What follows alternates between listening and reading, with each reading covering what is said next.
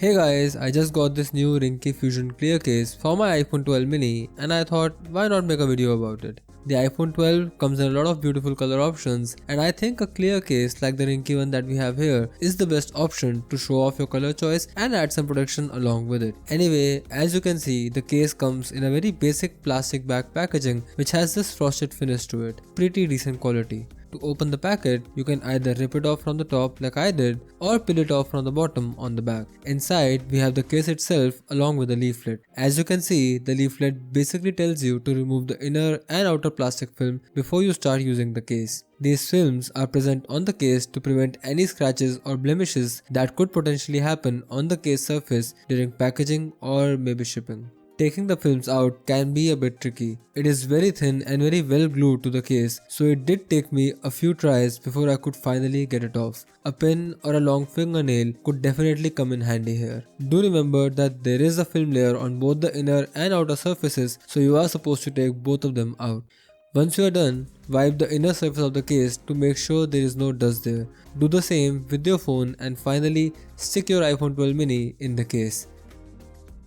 As you can see, the fit of the case is really snug and it has a very confidence inspiring fit and grip around the phone. It is fully transparent and does full justice to the color of your iPhone.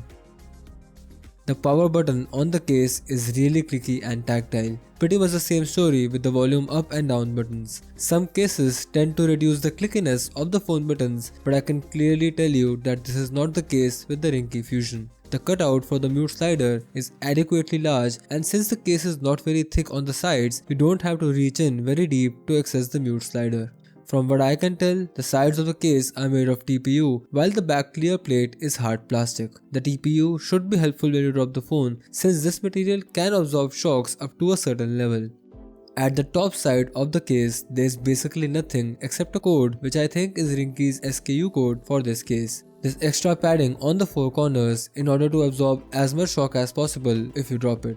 On the sides, you have your volume buttons and cutout for the mute slider. There's also a cutout for a lanyard at the bottom here along with the Made in Korea branding. At the bottom, we have cutouts for the lightning port and the speaker and the microphone holes. They are perfectly aligned. On the right side, we have the power button along with some more Ringke branding and another lanyard cutout. Another thing worth mentioning is that the case has raised portions on the four corners. It's raised from the front and the back so the screen and the case back won't touch if you put your phone on a flat surface. The ring around the camera module is also raised to offer protection. I hope this video helped you out, and if it did, please help us back by liking it, sharing it and subscribing to our channel. If you have any questions about the Ringke Fusion or about the iPhone 12 mini in general, do ask in the comment section below. This has been Rohan from TechieTechTech and I'll see you in the next video.